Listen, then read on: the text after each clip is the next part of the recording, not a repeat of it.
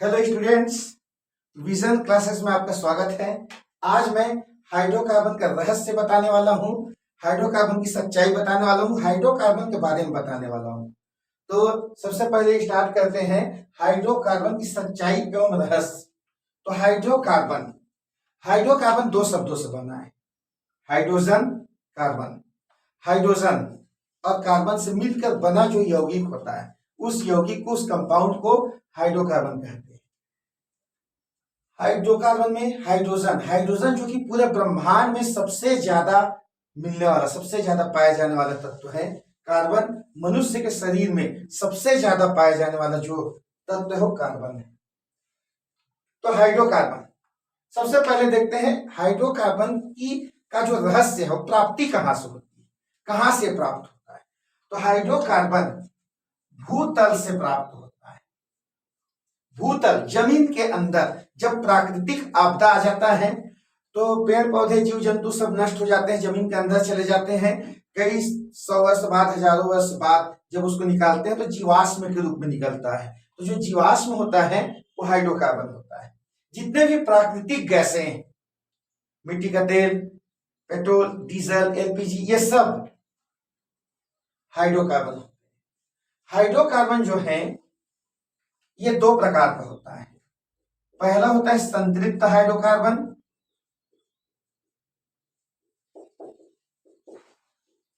और दूसरा होता है असंतृप्त हाइड्रोकार्बन।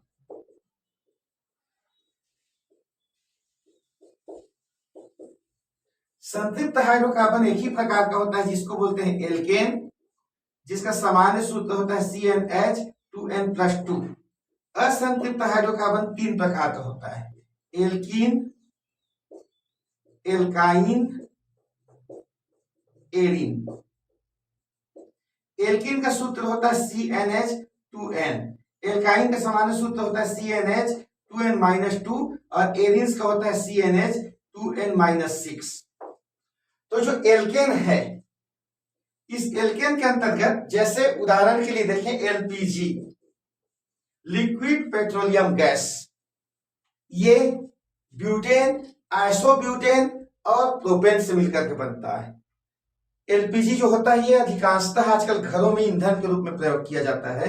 लगभग सभी घरों में इसका उपयोग होता है एलपीजी का।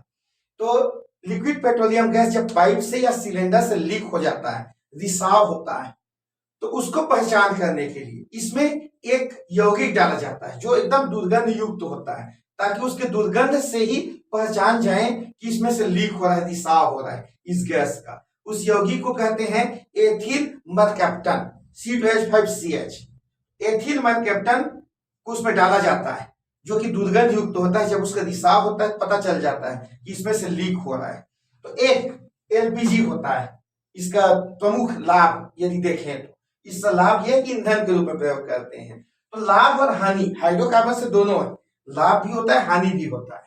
हाइड्रोकार्बन से लाभ जैसे पेट्रोल, डीजल एल्केन के अंतर्गत वो भी आता है। तो पेट्रोल, डीजल ये वाहनों के रूप में परिवहन में करते हैं, ये बहुत एक प्रकार का लाभदायक है, जो कि एक स्थान से दूसरे स्थान जाने में, चाहे टू व्हीलर हो, फोर व्हीलर हो, जिसमें भी हो, इसका उपयोग किया जाता है।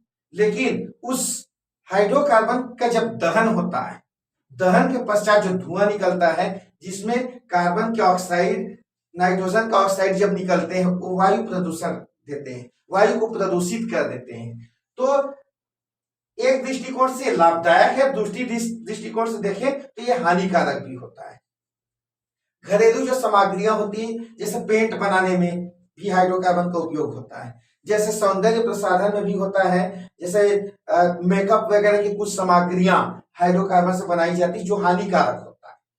तो हानिकारक, लाभदायक, दोनों दृष्टिकोण से देखें तो हाइड्रोकार्बन एक ओर से देखें तो लाभदायक है, एक ओर से देखें तो हानिकारक होता है। तो यहाँ पर जो हाइड्रोकार्बन होता है, इसमें बच्चे ज्यादा प्रभावित होते हैं।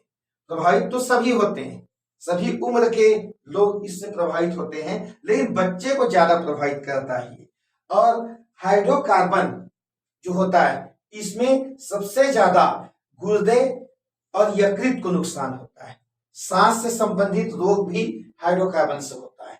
तो हाइड्रोकार्बन एक चमत्कार है, लेकिन एक अभिशाप भी है। लाभदायक है तो ये हानिकारक भी है। और